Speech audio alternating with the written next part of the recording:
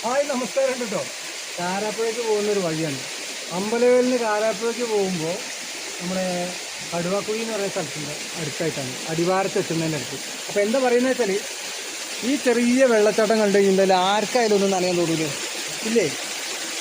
ഈ വേനൽക്കാലത്ത് ഇത്രയും നല്ല തെളിഞ്ഞ തെളിനീരിങ്ങനെ കാണുമ്പോൾ ശരിക്കും പറഞ്ഞു കഴിഞ്ഞാൽ കുറച്ചെടുത്ത് കുടിക്കണം തോന്നും. ഞാനെന്തായാലും ഒന്ന് ഇറങ്ങി നോക്കട്ടെ കേട്ടോ.